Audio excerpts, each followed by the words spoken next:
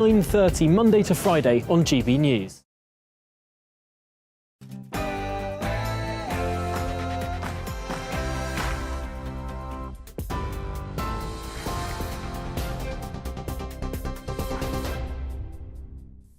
Good evening, it's 6 o'clock. I'm Tamsin Roberts in the GB newsroom.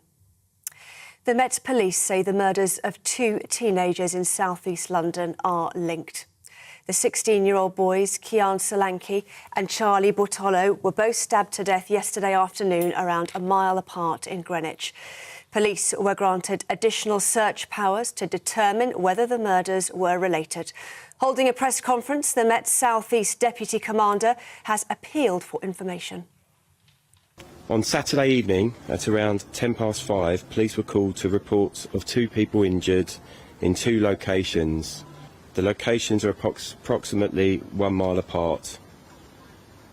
Emergency services attended immediately, and at each location they found a 16-year-old boy suffering stab injuries. Tragically, both boys died of their injuries. I can confirm the 2 young boys are Charlie Bartolo and Kiani Solanki. The government says the online safety bill will be updated next month to criminalise the encouragement of self-harm. It says the changes have been influenced by the death of Molly Russell, the 14-year-old who ended her life in 2017 after viewing content linked to suicide and self-harm. The new bill would target online material that manipulates the vulnerable, making it illegal. Alice Hendy is the founder of a suicide prevention charity. She lost her brother to suicide and says the bill should have come out sooner. The online safety bill itself has taken far too long to come out. I mean, we've seen countless delays, countless revisions. It's seen revisions now under 3 prime ministers. This is an urgent bill, and the longer we leave it, the more lives, unfortunately, are going to be destroyed, and the more families out there are going to feel like mine. The Business Secretary has warned energy firms to not hike customers' direct debit payments amid the rising cost of living. In an open letter to energy bosses, Grant Shapps says he was disturbed of reports that some customers' direct debits are rising when they're making huge efforts to save money. Mr Shapps has also asked energy regulator Ofgem to look at how suppliers can make their billing more responsive to consumer behaviour. Cases of diphtheria among asylum seekers in a Kent migrant centre are thought to have risen. It's after a man at the Manston Migrant Processing Centre is thought to have died from the disease. Concerns have been raised over the spread of the infection as people were moved from the overcrowded facility to hotels around the country. Tomorrow, the government is expected to announce the number of infections has climbed to around 50. Dr Andrew Vallance-Owen, former medical director and chief medical officer of Bupa Group, says there is a low risk to the British people. I do think that people who are looking after these immigrants and who have contact with them should at least be offered the booster vaccine, and that is being suggested because they could possibly pick it up. So that is the only place where I think British people, if you like, might be affected. Greater Manchester Police say a man whose body was found covered in potentially hazardous substances was sprayed with acid. 38-year-old Liam Smith's body was found in the street in Kilburn Drive in Wigan on Thursday. He had also been shot. The area is still cordoned off and residents who are feeling unwell are being urged to contact the authorities. A murder investigation is ongoing. At least 3 people, including a young girl, have died after a landslide in Italy yesterday. The island of Ischia near Naples was engulfed by heavy rain, causing a mudslide that flooded homes and swept cars away. Search and rescue operations are continuing today, with 10 people still missing. Around 100 people living close to the landslide area have been evacuated. Protests against COVID lockdown measures are continuing in China after 10 people died in a tower block fire in Urumqi. Demonstrators claim coronavirus measures, which have seen residents locked down for over 3 months, may have impeded their escape. Civil unrest has now spread to Shanghai and Beijing, with chants calling for President Xi Jinping to resign. The Met Police has said it's fully prepared for potential activist disruption in London ahead of Christmas. The force believes Just Stop Oil protesters are planning activity in the capital from tomorrow until the 14th of December. It says it has policing measures in place to respond to disruption. The climate group has been using civil resistance as part of its campaign to stop future gas and oil projects, including holding up the M25.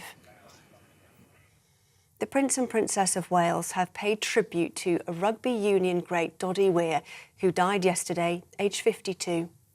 In a tweet, the royal couple called the former Scotland international and British and Irish Lion a hero and an inspiration. Doddy, who had suffered from motor neuron disease since 2016, used his profile to raise awareness of the condition and to generate funds through his charity. There is currently no cure for MND. Paul Thompson, Director of Fundraising for My Name's Doddy, says his legacy is the fight against MND. So the foundation's been focused on a world free of MND. That's the vision that we have, and that's the vision that he's set us, and it's the vision that he's left us. So until we make real progress and continue to make real progress for effective treatments for the condition, the work is still not done. So his legacy is the progress that we make against MND. The Queen Consort is to break with a time-old tradition of having ladies-in-waiting, opting for Queen's companions instead. Buckingham Palace has announced the names of the 6 women who will support Camilla in her official duties, in addition to her private and deputy private secretaries. It's believed the companions' work will be similar, but not as extensive as the late Queen's ladies-in-waiting. Over 50,000 driving tests a year are taken by learners who have already failed at least 5 times. The RAC charity says just 40% of that number passed the tests.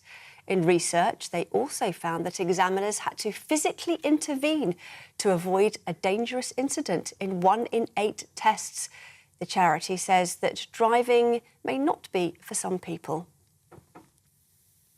TV, online and DAB+ radio, this is GB News. We'll have more news for you at the top of the next hour.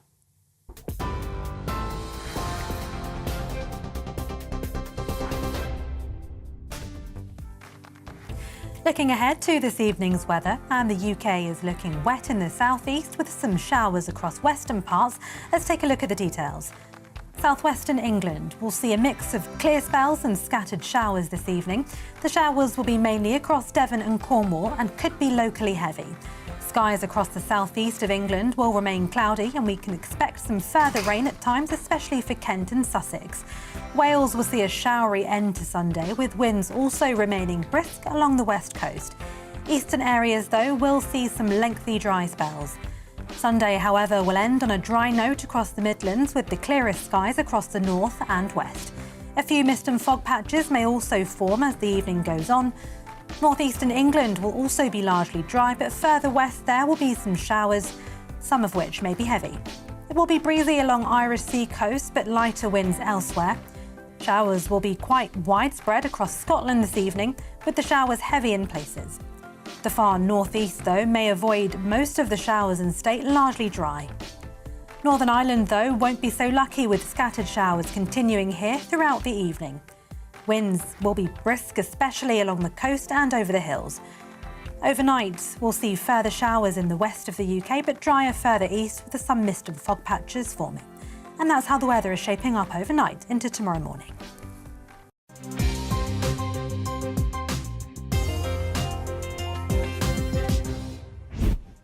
I'm Gloria de Piero. Welcome to Gloria Meets, where we do political interviews in a different way, and we get out across the country to get to know you better, to see politics through your eyes. Coming up, spouse of Commons meet the outspoken wife of Veterans Minister Johnny Mercer for her unique take on politics. You posted on social media I did. that Prime Minister Liz Truss was an imbecile. Yeah, but I wasn't wrong then, was I? Is Britain on the right track? I've been to Redcar to chat to voters. I won't be voting Labour, but it's unlikely I'll be voting Conservative as well. And former Conservative Cabinet Minister Kit Malthouse. Yeah, I was obviously disappointed. But yeah, as I say, you've always got to have your bag packed and you've always got to have plan B.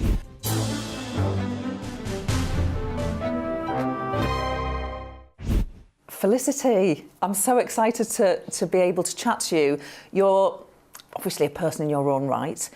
You're a very opinionated person in your own right. We know that through social media. But I thought that talking and seeing politics and government through a minister, politician's spouse's eyes would give us an interesting view and insight into how our politics works or doesn't work. What is the most surprising thing that you have discovered about politics, government? Oh my gosh, Gloria, start with a big question. How long have you got? Most surprising thing. Because there are almost so many things that I kind of wish I didn't know. You know, sometimes I think with politics, ignorance is bliss. The most surprising thing for me was when we first started off was how interested people would be in Johnny, and the fact that that went way beyond just what he does in the political arena. It seems to be everything about him, his haircut, his everything. And that has been, I think, the biggest surprise and the biggest adjustment that we as a family have had to make, that it was just everything about him is sort of in the public domain. So we were very naive when we started and we didn't think that this, you know, that would be, the scope would be so massive. So you're suddenly public property. Yes. And you very much talk about we, not just him, because, you know, he's the elected one. Did you have to make adjustments? Yeah, loads of adjustments. And I don't want to be that annoying wife that just sort of talks about her husband as if we are one person, because I don't want to demean or dilute the hard work that he does. But because we're such a team, we've always been a team. We're joined at the hip. You know, he's my best buddy, and we do everything together. And I think that's what's got us through this, and all the sort of interest in us. Because we are a team, which is why it always makes me laugh when I put out a tweet and people are, oh, you've ruined your husband's career, think of the children, da, da, da. You know, the dramatics. And it's just like, well, why would you think that I would put anything out there that Johnny hasn't signed off on? You know, he totally understands me and what I'm about, and that actually people love seeing the human side. So this whole idea that I'm sort of trying to destroy his career. So when your husband, Johnny Mercer, was sacked by Liz Truss. Yes. You posted on social media I did. that Prime Minister Liz Truss was an imbecile. Yeah, but I wasn't wrong though, was I?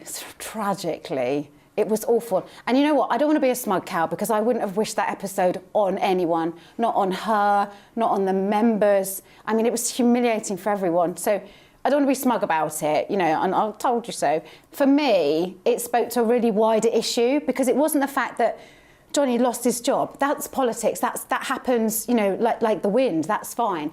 But it was the fact it spoke to the sort of the bigger issue, that she wasn't going to listen to certain people on their expertise. She wasn't going to listen to Johnny on veterans or Rishi on the economy or any of the other good parliamentarians like Rob Halfon on early years. They all have their little snippets of speciality. And it was the fact that she wasn't going to listen to that. And it was the sort of slash and burn approach. And why needlessly upset 2.2 million veterans? And, you know, so I penned this tweet and I said, what do you think? And he's just like, you know what? That's how you feel. That's how I feel. And that's how a lot of people, I think, today are going to feel. You know, if that's what you want to send it. And you know, and of course I'm slightly naive. You know, I don't think, oh, that's going to be on the news tomorrow. Oops. But it is how it feels. And I think I think people have found it really interesting to see, oh, Goddy, that is how a reshuffle feels. And not just a standard reshuffle, a reshuffle where you've tried to really carve something out for a huge cohort of people. Let's take you to a happier post on social media, because this was just very funny, and you are very funny. So you post a picture of your husband asleep. My fave. And you post, so, funny story, the Prime Minister, who was then Boris Johnson, politics have been moving quickly lately. So, a funny story, the Prime Minister rang tonight directly after an afternoon of FA Cup football and England rugby, and Johnny was so well, I'll say drunk, used a word beginning with P. Yeah. He can't remember what he said. Brilliant. Plymouth Argyle were playing Chelsea. I mean, it was a huge day of sport, and I think there was rugby internationals as well. And that's the only time that Johnny really gets on it, you know, and he was having a lovely day. This call was not scheduled, so he was having a great day. And of course, then Boris rang out of the blue, and I could hear Johnny took the call and tried to not slur his words. And then a few hours later, he was like, oh my God, Boris called me this afternoon. What on earth were we talking about? And then obviously promptly passed out on the sofa, and I just thought, this is just too good. This is too good to miss. So took the snap and thought, yeah, I've got to, you know, tell him he's the Chancellor tomorrow when he wakes up. And it was lovely, and I really enjoyed it, and everyone really enjoyed it. And lots of MPs said that was, what a brilliant tweet. That was funny. Because also, you know, it wasn't, you know, I think that the funny thing is, Gloria, I think I start to not be able to see the wood from the trees because I know these people. For me, it's just, oh, that's a bit of a laugh. That will be funny. But of course, to the public, it's like, oh my gosh, but he's been talking to the Prime Minister. And it seems like this huge deal. But when you're in the middle of it, it doesn't seem like a huge deal. It's just, oh, Boris will find that funny. And he'll appreciate that. Have you or your family ever felt threatened in the job? So... It's a good question. One day I opened a parcel in my kitchen, a parcel I wasn't expecting and didn't think anything of it, and pull out a nappy full of human faeces. See, we used the word faeces, learning. And I thought, all right, okay. And it was addressed to me, and it was addressed to my home address. You know, I wasn't in the constituency office, I was at home. And I thought, well, it's going to come to me anyway. You know, it was a real shock. But when the shock had sort of you know, died down, I thought, well, actually, the abuse is going to come to me anyway. You know, and a lot of the abuse because I wasn't on social media, Johnny just wouldn't show me. You know, people would say things about me being a prostitute in Plymouth. I've given that up, by the way. Let's just before you move on from that, just because people might think, what? Right, okay, you might just have to do a bit of explanation about. Oh, it was a running joke that someone had called me a prostitute on Plymouth Hoe, and I don't know where it came from. I've no idea. You know, I don't know. But Johnny jumped on it in a very Trump-like style. I don't know what he was thinking, but he sort of jumped all over it and said, I'll give you one chance, honestly. Did you insinuate my wife? Because he got hold of the person that said it. And it came across very Trump-like. And so obviously everyone had a really good giggle at that. So it kind of became more about the way Johnny attacked it rather than what was being said.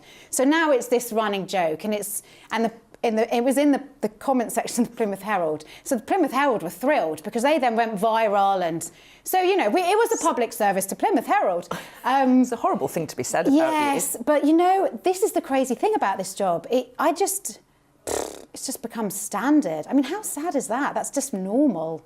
And when you got this package? So when I got this package, I just thought, okay, it was going to come to me anyway. So why not just not embrace it? Because, you know, that sounds weird, but why not just own it, I suppose is a way of saying it, take control, change the narrative to fit the fact that we are just a normal family doing a job and trying to be normal and just crack on like everybody else. And I thought if I then go on social media, you know, Twitter especially, Twitter's my favourite platform. It's awesome. I mean, it's horrendously bad. The things that people think that they can say to other people. I just thought, well, do you know what? If I can own those jokes, turn them around, turn the abuse around, it becomes mine. You know, he's the best person I know, and I know him. All these people who say what they like, they don't know him. Most of them never even met him. So I'm going to own it, and I'm going to turn it around.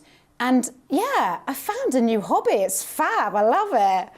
It's very entertaining to read I feel bad because your social media. It's too easy sometimes. You know, I think a lot of these trolls, they don't really think it through, bless them.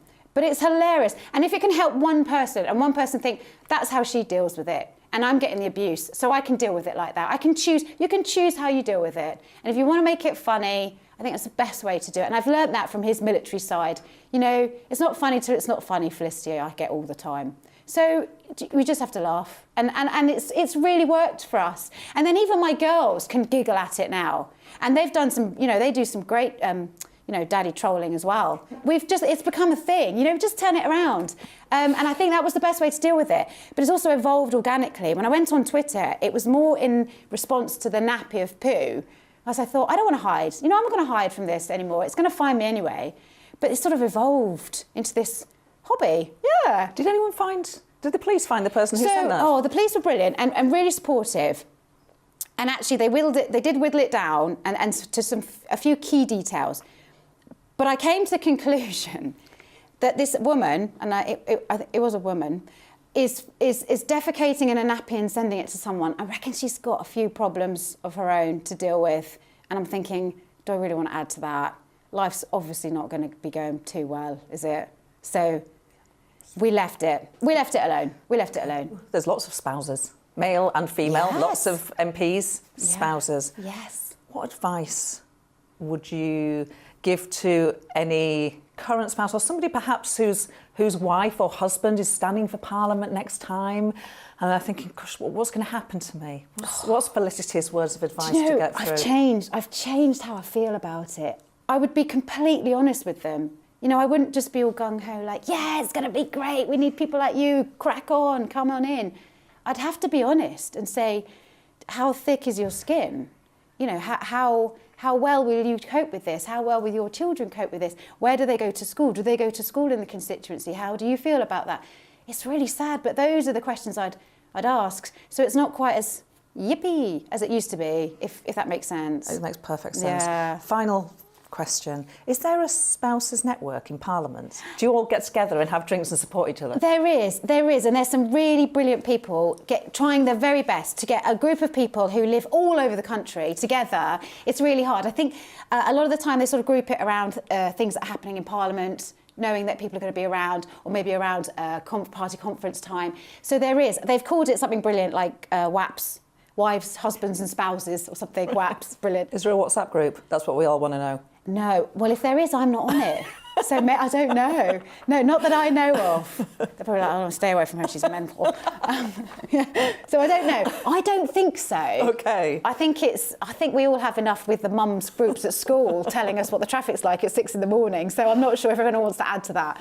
But the support's there, which is great. But I think everyone has their own journeys through this. You just have to, there's no handbook. It's like being a parent. You just have to make up as you go along and hope for the best. Felicity, I really wanted to chat to you. Oh, thank you for having me. You have been as brilliant as I knew you would be. Well, I promised I wouldn't come on TV, yet here I am. I was like, no, because I will come across as a complete loon, and I hope I haven't. I'll be interested to hear what everyone thinks. You have given us the most unique perspective. Only a spouse can see politics through those eyes. Thank you. Well, I hope it helps somebody. Thank you. You've been fascinating. Thanks for having me. Thank you. Coming up, is Britain on the right track? I've been to Redcar to chat to voters. I think 2019, there was an air of optimism in the country. It was fantastic. And former Conservative Cabinet Minister Kit Malthouse. That if I was to face, one of these awful ends to my life, I would want to have some sense of control over that, about the timing and the nature and the manner.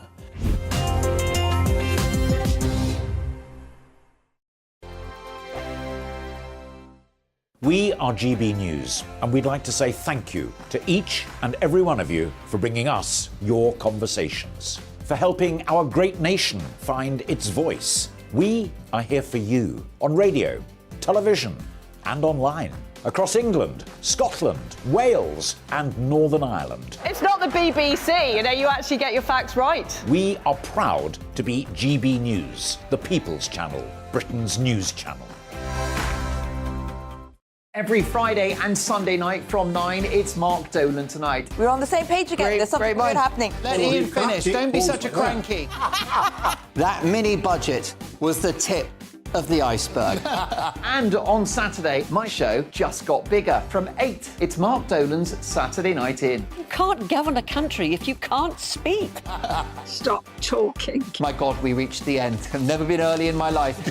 Only on GB News, the People's Channel. Hello there, it's Eamon Holmes here from Breakfast on GB News. We're not just on your television and your screens, you know. We're on DAB plus digital radio, so you can listen to your favourite shows on the move. If you've not yet listened to GB News Radio, it's very simple. We're on your radio player and TuneIn apps, on your smart speaker, phone or tablet, or online at gbnews.uk. Take us with you wherever you go. GB News Radio. You never have to miss a moment of the People's Channel. Monday to Thursday, 9 p.m. till 11 p.m. Join me, Dan Wootton. I'll bring you the sharpest takes and hottest debates. And it's about standards and public life. No, I'll tell you what's hypocrisy, Narendra. I guarantee you there'll be no spin. We believe in the UK. No bias, no censorship. It just doesn't make sense to me. He wasn't doing his job as Chancellor. And no reason to go to bed. So I guess they've always been quite woke. That's Dan Wootton tonight on TV, radio and online. Monday to Thursday from 9 p.m. till 11 p.m. on GB News.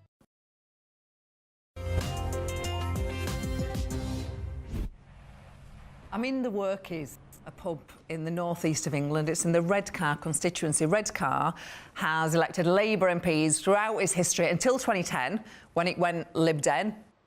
Labour won it back in 2015 and held it in 2017. And then in 2019, for the first time ever, it elected its first Conservative MP, like so many of the Red Wall. So what's the politics of the northeast like today? We're going to chat about that with Pete, Trevor, Michelle, Andy and Harriet.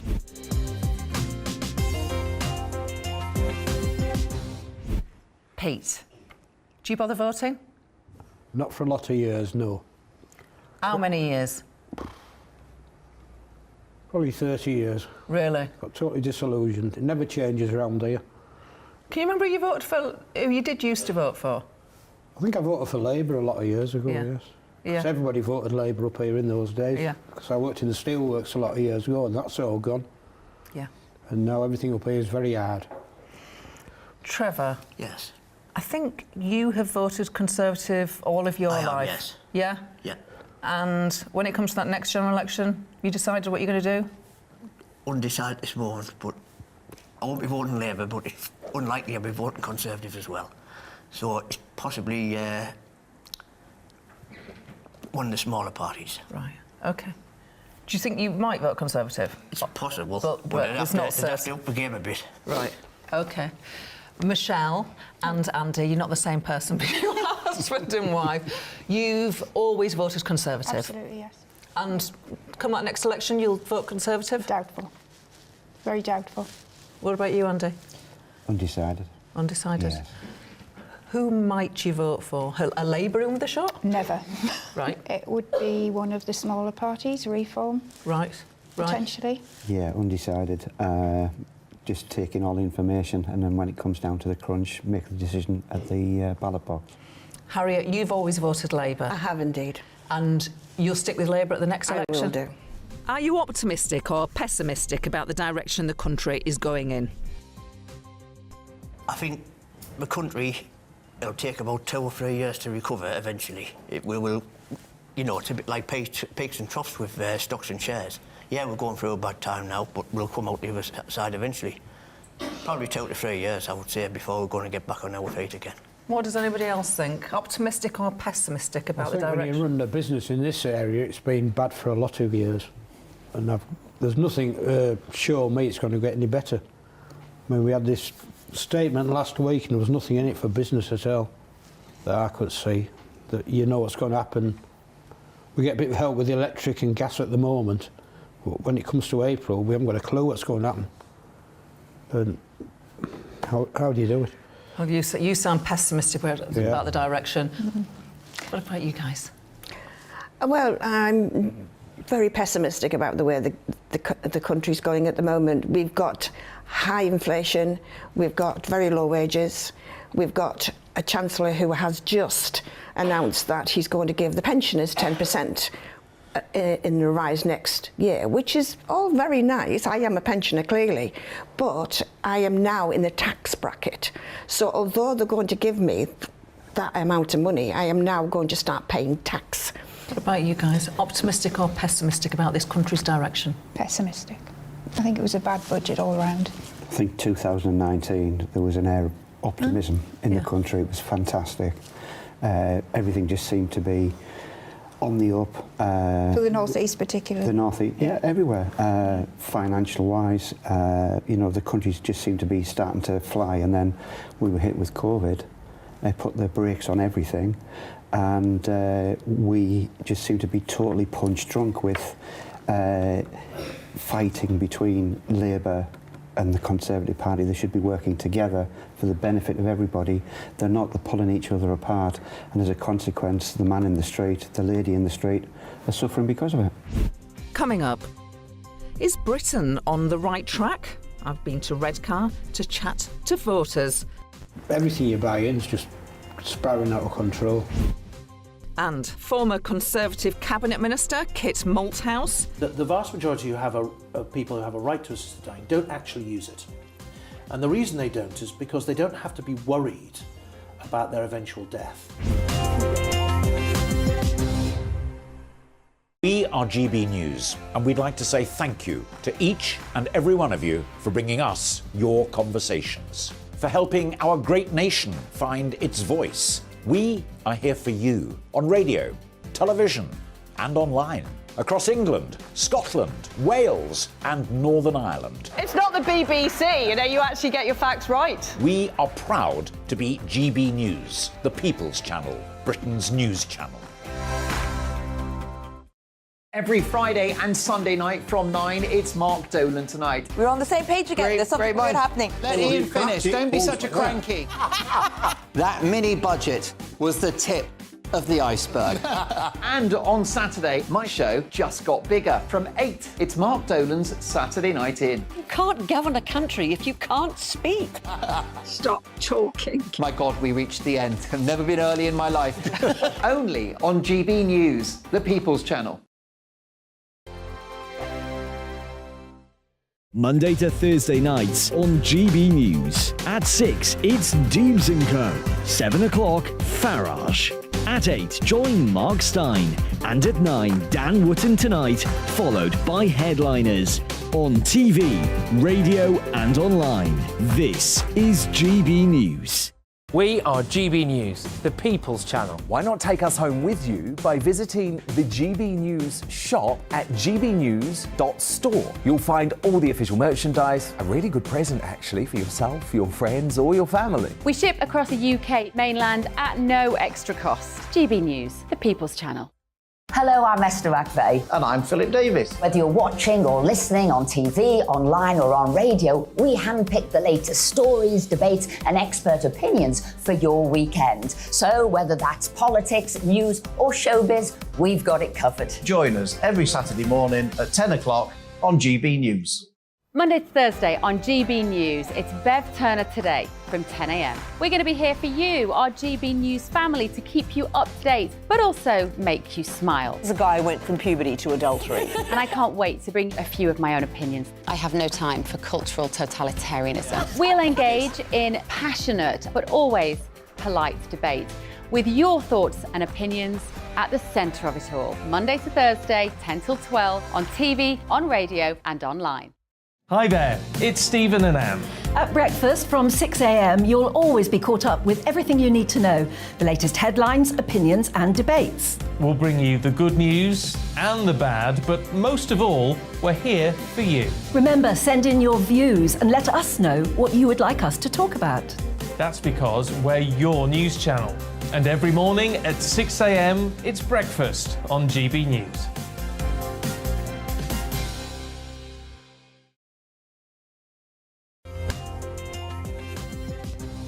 What's the biggest issue the country is facing? Illegal immigration. Yeah. And I think the solution is get a cruise liner, put it in this side in the English water, just this side, they the French, just this side, and then process them on that cruise liner so they can't abscond and then disappear. And then the ones who are allowed to come over, welcome, that's not a problem. But the ones who aren't, then straight back. So illegal immigration, You nodded. You think that's the number one concern. Yeah. Anybody got any different? I think it's bigger than that, because whether it's legitimate or illegitimate, they have to be processed. It's then putting a strain on all other services within the country, such as, you know, social services, education, doctors, the NHS. It all has a knock-on effect. So, you know, the gentleman's right in some respects that illegal immigration is a big issue, but that needs to be sorted for everything else to be sorted as well. Sorry, I don't agree with that. I really don't. I think the biggest issue is the fact that we've got very high energy bills, and we've got people who are desperate to be looked after. I think we have to look at our own government, we have to look at our own issues, and we have to look at ourselves to how we can manage what's going on in the country. You've got to think about energy, you've got to think about social services, you've got to think about children's services. Everything has been cut to the bare bone, and they're even suggesting cutting it even more. And that's not because of illegal immigration, that's because of the way COVID has impacted on us, and that's impacted on people's mental health. And then you've got the issues that we're coming out of COVID and everybody's so desperate that they're unhappy. And unhappy people don't make an optimistic populace, and they don't optimistic about wanting to vote. Like the gentleman down there, he doesn't want to vote because he's disillusioned. Pete, is there anything that would make you vote? Anybody, anything? Not at the minute, because everybody just seems to do the same. They just, for me, most politicians are millionaires and that, they don't live in the real world. And they haven't got a clue what it's like to try and run a business or hold down the job. In the last few months, has your financial position improved, worsened, or stayed the same? Worsened. In the last few months? Yes, and it's due to the energy prices. I mean, all right, the government haven't done too bad by giving us the 1,200, you know, this year. I applaud them for that. But next year we're going to have to, it looks like it's only going to be 900. And the £3,000 energy bills, on average, it's going to be a struggle next year, worse than this year. Yeah. Any other comments on that? Do you feel like in the last few months your financial positions got worse, stayed the same? I think on a business sense, that every time you put an order in, well, about twice in the last few months, the prices have gone up on the beer. And everything just keeps going up, and we just can't pass it on because people won't come in. Yeah. But it's not just the beer, the gas. Yeah. Everything you buy in is just spiraling out of control. Yeah. Have you felt that in the last few months? It's absolutely. It's just ridiculous. I live with my daughter, so I help out by financially contributing there. Yeah. But my daughter only has one single wage, and she only got her husband's wage coming in, and she's actually disabled and she needs to be on oxygen. So now she's having to reduce the amount of oxygen she uses with her converter because she can't afford to use the electricity to run it. And that's not just Rebecca. There's a lot of disabled people out there who need the electricity to run the things that they need to keep themselves alive. And that concerns me. I've just been shopping and I've spent £14 on 2 loaves of bread and a bag of fries. It's ridiculous. If there was a general election in 6 months' time, what do you think the outcome would be? Not how would you vote, what do you think the outcome would be? I'd be terrified. I think the Labour Party will get in. They have a huge lead at the moment, and I think the Labour Party will get in. I do as whether well. it's necessarily a good thing or not. It's scary business if they get in, I'm telling Yeah, you. I definitely think they will back in this area. Yeah. Definitely. Do you expect, do people think there'll be a Labour government for the general election within 6 months? It's probably a year or so away, but you expect the outcome of the next general election to be a Labour government. Some of you like that, Harriet. Some of you, I would expect so, yes. Yeah, you expect so. If you look at the polls and everything, what people are saying. Yeah. But if you look at the polls with Brexit, that was vastly wrong. A week's a long time in politics. Yeah. 6 months is a lifetime, isn't it? Who knows? Right, I guess a question to you guys, actually, because you have always voted Conservative and you think you might vote for one of the smaller parties. You're considering it this time. Yeah. I guess what Rishi Sunak and the Conservative Party would say to you is if you do that, you're more likely to make that Labour government, which you're petrified of, happen. There's the rub. There's the rub. That said, in a rock and hard place, aren't you? He's a con-socialist to me, Richie. What's the difference? Fiscally wise, tax wise, what is the difference? I probably vote the same as what you're thinking about as well. The yeah. reform. But then again, do you go to the ballot box and you have your little pencil and you think, oh my God, I'm letting Labour in. What's worst case scenario? Yeah. Vote for the other That's the guys. issue, isn't it? It's. You can't tell the day, can you? Yeah, you can't actually, no. It literally is one of those moments, isn't it? Yeah. In hindsight, was Britain right or wrong to leave the European Union? Right. Right, but I voted to remain, though. Wow. Interesting. You voted to remain? I did. The rest of your family didn't.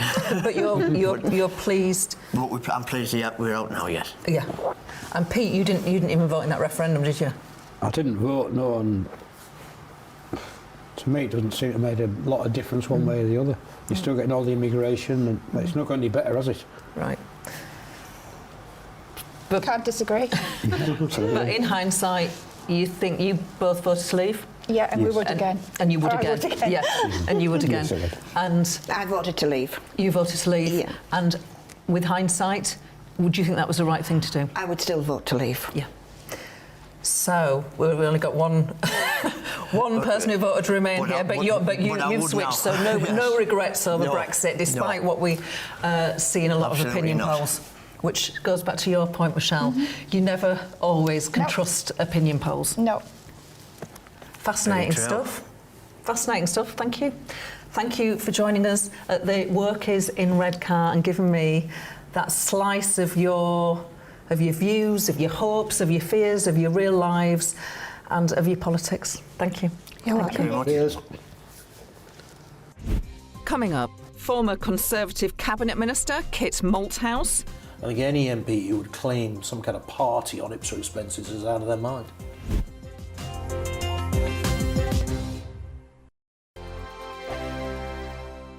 Every morning from 6 o'clock, we'll wake you up with GB News Breakfast with all the stories you didn't know from the night before. So whether it's serious news, entertainment, or your own views from all over our great nation, we're here to kick off your day with a smile. And the national media should be reflecting and reporting what's happening here. You will notice the northwestern accents. Whether you're with us on TV, radio, or online, every morning, it's breakfast from 6 a.m. Hope you can join us. Join me every Sunday at 6 p.m. for Gloria Meets. In exclusive interviews, I'll be finding out who our politicians really are and what they really think. I think I've seen probably quite enough of Matt Hancock to last me a lifetime. I'll also be getting to know you better, travelling to find out what you think about the politicians who are fighting for your vote. They've got to get this country back on track. Join me every Sunday at 6 p.m. only on GB News, on TV, radio and online. We are GB News, right across the nation. You can get us on television, on radio, on digital. We're absolutely everywhere. Amazing! You see, amazing! You remind me of me in the European Parliament. But here's the most important bit. We are not part of the mainstream establishment. We think and speak just like you do. We are the People's Channel. Magnificent. That's really, really thoughtful. Come and join us on GB News, the People's News Channel. My name's Tom Harwood and join me 9:30 a.m. every weekday for The Briefing, your one-stop shop for everything you need to know about what's going on in politics today. I wonder if this is a deal that might need to be like the biscuits in this factory, twice baked. Is there not an opportunity here to win out against the extremes? Tom Harwood, GB News. What are you going to do about it? Things should have been done differently, and they certainly are being done differently. Don't miss it. The Briefing with me, Tom Harwood, 9:30 Monday to Friday on GB News.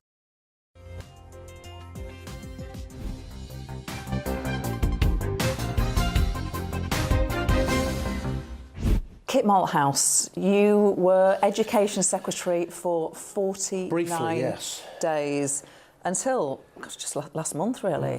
I'm not going to sugarcoat it. So you were sacked by Rishi Sunak when he became Prime Minister and leader of your party. It's brutal, isn't it?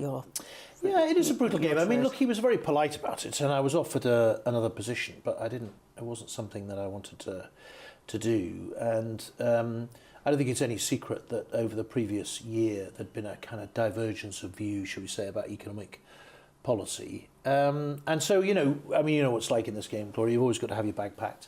And, it is brutal. But look, I had 49 days. It was fascinating. And I felt frustrated because I'd got the department in a position where we were just about to step off. And hopefully the team that succeeded will do exactly that. What's the process? Do you get a phone call? How does it work? Yeah, you get a phone call. You get asked to see the Prime Minister at a particular time. You sort of know something's up because I think if it's a negative, you get asked to see him in the House. And if it's a positive, you get the walk up Downing Street stuff. And so you get a hint pretty early on. But to be honest with you, I'd kind of guessed in the during the leadership that was the way things were going to go. And so, you just have to take the rough with the smooth. And, the upside is that those views that I was giving in private can now be given in public. That budget has faced criticism from some on the centre right. They say that wasn't a Conservative budget. Look, it's a very difficult budget for somebody like me who spent their entire political existence dedicated to kind of low tax. My total philosophy was about leaving as much money as possible in the pockets of the people that we serve so they can make their own choices about how they spend it, how they invest it, how they grow it, and in particular giving people the room and the space and the incentive to build wealth and businesses, right? I started my own business 20 odd years ago. It's been a tough challenge. It's a bloody hard thing to do. You're married, you have 3 children. I do. When dad or husband loses their job and is on the news, it must impact on them?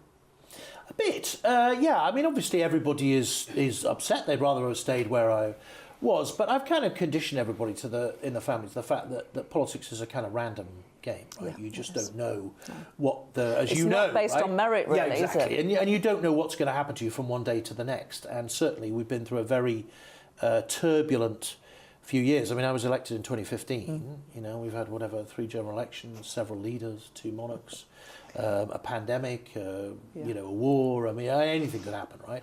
And so I think there's a little bit of that. I mean, to be honest with you, the kids are quite happy that they're seeing more of me, which is great. And, your family are filled with dark thoughts of, anger and all the rest of it. But look, you've just got to take the rough with the smooth in this game, and the wheel will turn again. Plus also, I didn't necessarily come into it to be a minister. I came into it because I have very strong views about the path of the country and the way I think we should be heading and the type of economy that we should be building and the type of country, frankly, that we should be building, particularly post-Brexit. And so that's what animates me, really. It's lovely to be a minister, but actually you can be just as effective as a backbencher, in my view. So you didn't shed a tear. Did you have a wine when you got? How do you sort of come down from it? I was kind of, I mean, I was obviously disappointed. But yeah, as I say, you've always got to have your bag packed and you've always got to have plan B. And there are lots of things that are important to me as well. So, for example, I'm one of the biggest proponents in the House of assisted dying. So just yesterday I went back, having been co-chair of the APPG, I'm now back doing that. So I'm going to be pushing that campaign quite hard. As I say, I campaigned hard on education funding and that was successful in the budget too. So there's lots of things that you can do. In many ways, the most frustrating job is to be a non-cabinet minister. Because you're not at the top table, so you can't influence direction, but you're also not able to say what you actually think. You have to toe the government line. And so you do all the work in the middle, and it's very, very frustrating. And you were offered a job outside cabinet, I assume? I was offered a job that would have been interpreted as a demotion, Okay. So assisted dying, that's where you're going to turn your campaigning efforts. Why is that important to you, and how are you going to do it? Yeah, it's a really good question. So I've been convicted of the need for assisted dying in this country pretty much since I was a teenager. And it came out from a kind of mixture over the years of personal experience of members of my family who've been through horrible experiences, but also a conviction myself that if I was to face, one of these awful ends to my life, I would want to have some sense of control over that, about the timing and the nature and the manner of it. That allied with the fact that, as you will know, we've got the ability to go to Switzerland if we want to, and the injustice of that effectively we've got business class assisted dying. If you've got 10, 15 grand, you can go. If you haven't, you have to die in horrible circumstances here. meant that when I came into the House, it was one of the big issues that I came in to try and do something about. So I became chair of the all-party group, and of course we had the vote in 2015 when you were there, which sadly we lost. And since then, I've been trying to help the campaign to change people's minds. Happily, the numbers are shifting in our direction, but I don't think we're quite there yet. And I think our objective is to think in the next Parliament, could we possibly have another vote to try and shift it? And at the same time as Parliament has been slowly shifting, actually the mood in the country has been substantially shifting. So we know there's an overwhelming number of people who support assisted dying, between 70 and 80% now that are in favour. And it just seems to me the compassionate and sensible thing to do. And of course we are lagging behind other parts of the world, Canada, parts of the state, Australia, in fact Scotland looking at it now, and they think they may have legislation next year, the Isle of Man, Jersey, it's coming to us. The question is just how quickly we can get it, and of course the longer we delay, the more there are people dying in horrible, awful, degrading circumstances who would like to have it. You mentioned seeing some of your family members in pain. Just one, is there one experience, memory that sticks with you? So a member of my extended family who died many years ago actually of multiple sclerosis in horrible circumstances, and more closely a death in my wife's family from breast cancer, both of which reinforced in me the idea that if anyone were to face those horrible circumstances, I'd at least like the choice. This is the thing that happens, that people don't realise about assisted dying, is that the vast majority of people who have a right to assisted dying don't actually use it. And the reason they don't is because they don't have to be worried about their eventual death. If you get a horrible disease like motor neuron disease, you spend your whole time worrying about how you're going to die, because your death, no matter how good the palliative care, is going to be really awful. But if you know you can access assisted dying, you can spend what time you've got left enjoying yourself. Right? You don't have to worry about that pain. And in the end, if you don't want to use it, you don't have to. Right? So there's a sort of compassion there about the individual, as well as a sense of control being given to somebody at the end that has enormous benefits. I have to say, one of the things, when I became a Member of Parliament and I declared that I was pro-assisted dying, in my constituency, I was amazed at the number of people who came forward and said, A, they were very pro, but B, that they'd taken their relatives to Switzerland. Really? In particular, a guy called Tom Beagley-Spicer who'd taken his mum to Switzerland, who became a big campaigner. He's done lots of work with dignity in dying. And he had a little barbershop hairdresser in my constituency, and he's talked very movingly about his experiences of doing that. And this is the thing, there are lots and lots of people out there who've been through this awful experience, either of somebody dying in dreadful circumstances or going to Switzerland. And it means that the campaign is building. So I'm happy, whatever small way I am, to try and help. You have a lot of experience through politics of policing. You were policing minister for 3 years. When you were in local governments, working for Mayor Boris Johnson, you were in charge of policing. Most police officers, it goes without saying, they defend us, they put their life on the line to protect us. Most are great people. There was a report out a few weeks ago saying that police vetting standards are not high enough, and it's too easy for the wrong people to both join and stay in the police. How and why, with your experience, what did you learn? Of course, you were policing minister during Sarah Everard's murder. Yeah, no, you're right. I mean, look, we became concerned about vetting, and it has been flagged again and again to the police after a number of inspections. And so we asked the inspectorate to have a look again at vetting. And obviously with vetting, you're kind of, to a certain extent, trying to hit a moving target. So you've got 2 points. You've got the point at which people come into the force, and there were areas that could be improved there. So, for example, new areas like looking at people's social media profiles that needed to be added in, and that started. But then there's the kind of notion of ongoing vetting, that people's, over a 30-year career, people's behaviours, their influences, things might change. And so having ongoing vetting, and I think it's certainly the case that the police had took a bit of time to catch up with the modern world from a vetting point of view. And some big forces like the Met have got a huge amount still to do. And it feels to me like the new management there will be on it sharpish. I mean, we are going through a period of post-Everard of a kind of general knock to the confidence that people have in policing, I think, across the board. Final question. So IPSA have this week said that you can claim food for your staff Christmas parties. It's totally bonkers. No, but I don't understand where this has come from, right? I don't know a single MP who's asked for this.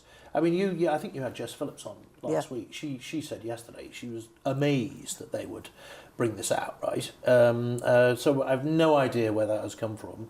I think any MP who would claim some kind of party on IPSA expenses is out of their mind.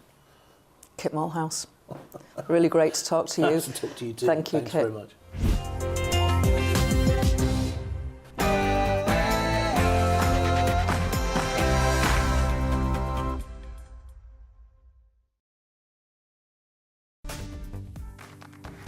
Looking ahead to this evening's weather, and the UK is looking wet in the southeast with some showers across western parts. Let's take a look at the details. Southwestern England will see a mix of clear spells and scattered showers this evening. The showers will be mainly across Devon and Cornwall and could be locally heavy. Skies across the southeast of England will remain cloudy and we can expect some further rain at times, especially for Kent and Sussex. Wales will see a showery end to Sunday, with winds also remaining brisk along the west coast. Eastern areas, though, will see some lengthy dry spells. Sunday, however, will end on a dry note across the Midlands, with the clearest skies across the north and west. A few mist and fog patches may also form as the evening goes on. Northeastern England will also be largely dry, but further west there will be some showers, some of which may be heavy. It will be breezy along Irish Sea coast, but lighter winds elsewhere. Showers will be quite widespread across Scotland this evening, with the showers heavy in places. The far northeast, though, may avoid most of the showers and stay largely dry. Northern Ireland, though, won't be so lucky, with scattered showers continuing here throughout the evening. Winds will be brisk, especially along the coast and over the hills. Overnight, we'll see further showers in the west of the UK, but drier further east with some mist and fog patches forming. And that's how the weather is shaping up overnight into tomorrow morning. Monday to Thursday on GB News, it's Bev Turner Today from 10 a.m. We're going to be here for you, our GB News family, to keep you up to date, but also make you smile. The guy went from puberty to adultery. And I can't wait to bring a few of my own opinions. I have no time for cultural totalitarianism. We'll engage in passionate, but always polite debate, with your thoughts and opinions at the centre of it all. Monday to Thursday, 10 till 12, on TV, on radio and online. We are GB News, right across the nation. You can get us on television, on radio, on digital. We're absolutely everywhere. Amazing! You see, amazing! You remind me of me in the European Parliament. But here's the most important bit. We are not part of the mainstream establishment. We think and speak just like you do. We are the People's Channel. Magnificent. That's really, really thoughtful. Come and join us on GB News, the People's News Channel. Join me every Sunday at 6 p.m. for Gloria Meets. In exclusive interviews, I'll be finding out who our politicians really are and what they really think. I think I've seen probably quite enough of Matt Hancock to last me a lifetime. I'll also be getting to know you better, travelling to find out what you